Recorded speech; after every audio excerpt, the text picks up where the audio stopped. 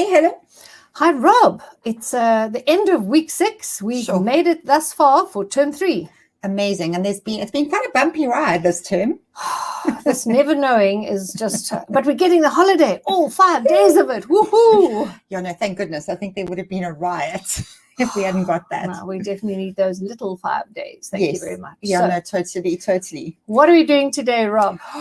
We've got something so exciting. I tell you what, I want to show you this again because it's very Love cool. the poster, and look at all the comic stuff, the pow and all of that. Is that a hint of what's happening today? Maybe just a little hint. Yes, just beware of all the definitely. pows and zooms and booms, okay? I had such fun. But today we're going to take a dive into your EdTech skills, pick them up, and we're going to look at a tool. No? a what? Tech tool. Quickie. Okay, got it. It's too tongue-tiring for me. And so this is an old cartoon that Robin and I found from 1946 from Digital Comics, and it inspired us. And I think part of it was last year we did our Craig Blurt course, which we keep reminding everyone about because it really was awesome. And his top level of his taxonomy was that level of chaos. And he introduced us to this idea of comic making and cartoon and animation as a way to reflect and show learning and knowledge. To apply your knowledge, your content. Yeah, and when we were looking for some stuff for Alexander Fleming for the grade 6 history of medicine module for term 4, this popped up and reminded us that we should be doing. Now, Craig recommends Pixton, but we're going to use something different today. Yeah, well, Pixton, I think, is quite limited. It's very easy and simple and integrates with Google Classroom really simply, and you can monitor the kids. But it's like 2 backgrounds and a few characters. It keeps saying, this is for the pro version. Do you want to pay now? And then you just get so frustrated, you just leave. Well, that was me. And the kids get frustrated when they use it. So in the lesson 6, grade 6, medicine, you need to introduce the discovery of antibiotics and Alexander Fleming and his cohorts who helped him. So what Coach in the Class suggests is that you watch video 1, which is an animated version which tells the story of his discovery of the antibiotics. It's an accidental discovery. And the children make rough sketch notes. Now, throughout Coach in the Class, we're forever promoting rough sketch notes because that just helps you listen better. For me, it just applies while I'm listening. But I think if you think about as you go through school and get into high school, and if you're going to tertiary education, you don't get given notes. You've got to make your own notes. And even when you study, you've got to make rough notes. So, totally. And then you have an open class discussion where kids can ask questions about the video, they can share knowledge, and while the discussion is happening, you can add to your sketch notes. Love it. Then you watch video 2, which is more realistic, where it actually shows you St. Mary's Hospital today in the UK and tells you that William and Kate's babies were born there. And so it kind of identifies that this is a real hospital where this man, who was real long ago, was there. And then you pair with a partner to really that correction taxonomy or pedagogy where you would you'd correct your work. So if you were a better note taker than me, I could piggyback off you. I love that. And you could help me so that when it came to me making my comic, my notes were on point. Yeah. And then you would go and either do a rough cartoon or you could go straight to neat if you wanted. Now, Coach in the Class always offers a Z-Tech option. If you don't have technology and you're not going to use a computer to create a comic, this is just cool to create stick figures and tell the story. So you do not need to go tech, or if you do want to go tech, go play. Wow, you can go into Storyboard That, which we're going to introduce you to today.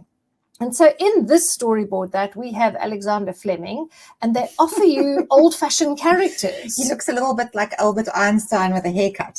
You know what? I wasn't fussy. I had to do this quickly because I had a lot of work to do. So and you can move him to stand this way, that way, arm out, arm in. And of course, he's stacking these test tubes here because he's about to throw them in the bin because he's going on holiday. So he's tidying up his lab. But notice this one Petri dish that he's left, that he didn't discover, he forgot, he didn't throw it in the bin.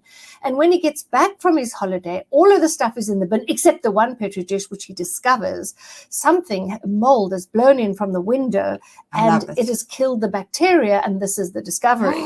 Amazing.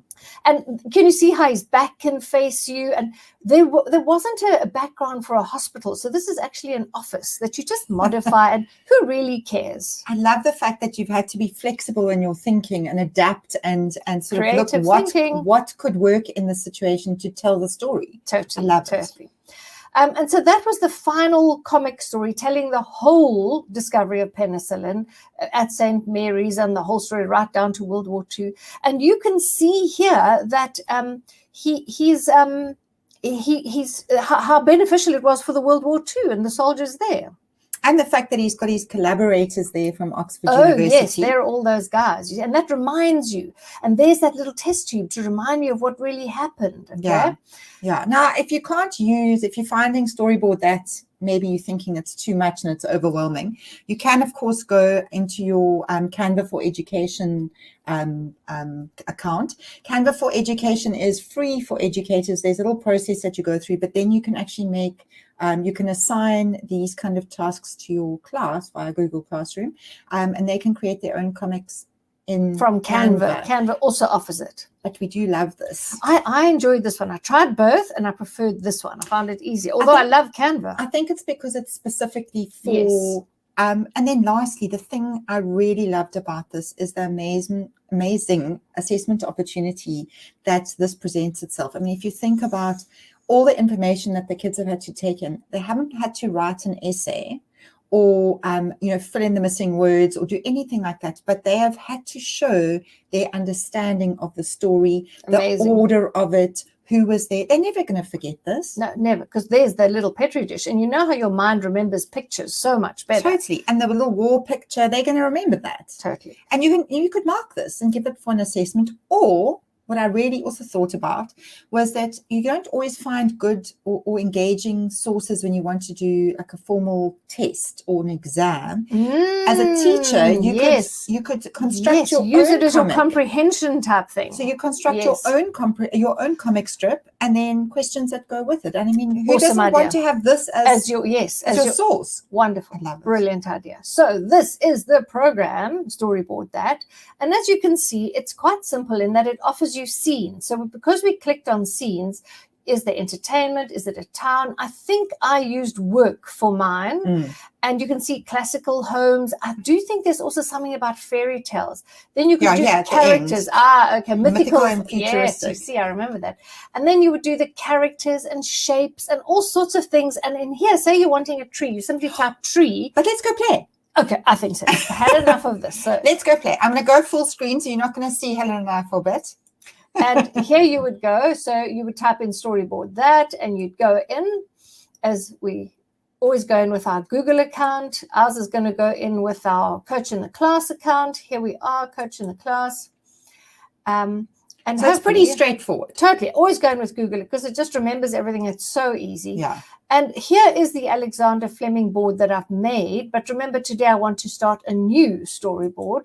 So I'm going, and remember, you can only create 2 storyboards, and then you've got to delete one. Okay, so there we can see it pops up. So this one is going to be called my test one, and I'm going to continue. So I now have 2. I'm now finished, but I will just delete the Fleming one when I've had enough of that. But you created that last week, so actually I'm done. Yes, you can create new ones this week. Totally. Here would be layout. And so you can choose whether you want that little box below, whether you want the box. I see, I chose something that you can't have. So at the top, I think, are the things that you can have, the traditional layout, just at the top. Oh, this one. Yeah. And then at the bottom here, I think you can go and make new cells. I wanted to remember how. Oh, there we are. Title. I like the one with the. No, not the title. I like the description. There we are. It puts that box underneath. Yes. And then I want 6 cells. Okay, I've got it. And then I'm saying, let's go. So that's clearly what I did for Alexander Fleming. Yeah. All right. Yeah. And then I would have picked a scene and you just drag it and drop it and you've got the scene. Wow, that's easy. And then when I want to put in some characters, I would go to the characters and you can see kids, jobs, sports. I think I chose medieval, or did I choose classical era or something like that? So say mythology. So that could be fabulous for English. Totally. But I fancy this hipster in the middle of the city. And so there she is. And once you've got her, if you want to edit her or turn her or edit pose, I can make her arm go up to her face. Wow. I can make one leg go up because she's marching. running, yeah, or whatever she's doing. I can change the fact that she's absolutely thrilled. And I like all the options on the right hand side here as well. Because we don't like the skin, eyes. I don't like the color of her shirt. I want to change it to that. And the shoes must. Oh, this is such a boring color. Can't have like a bright pink or something. That's what I want. I want bright pink for shoes. No, brighter, please. Up there, maybe, yeah, and that's what I want for shoes. I want that color. Please, can I have that color? Yeah, okay. And then this is update the pose, and so there she is with all her updated so pose. Simple. And we can move her, okay, and place her wherever we want. And the other thing they like to do is to chop her. So if you edit her, and I go here, no, and then you would go up there. Let's go. Do you think it's let's go? Yes. Yes. Now you've got two of her. No, what doesn't matter. I just want to show you that if she was in the front of the picture, pretend she's someone else.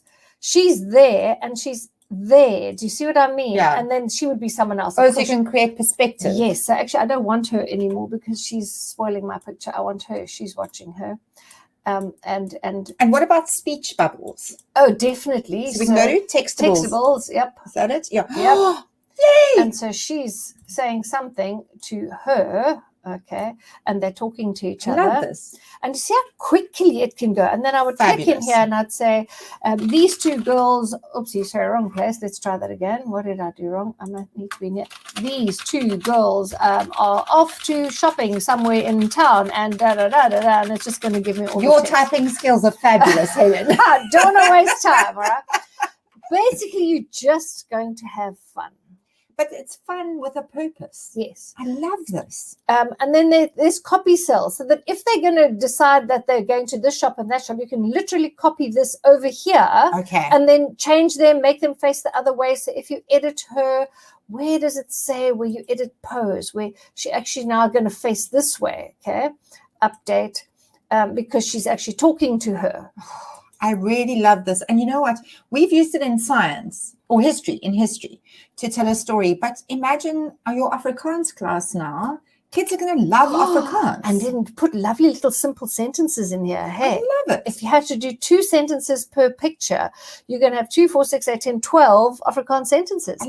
Again, as an assessment. And kids would love this. It would be so much fun. And I'll tell you, mine took me about 2 hours to create. And you'd get better and better. And I think kids are better at this because they're bolder to go and grab things. You know? And they play more freely. Totally. So if I went to outdoors and I found something like that, that would be really, really cool. And then here's the save and exit where you would save it. Yeah.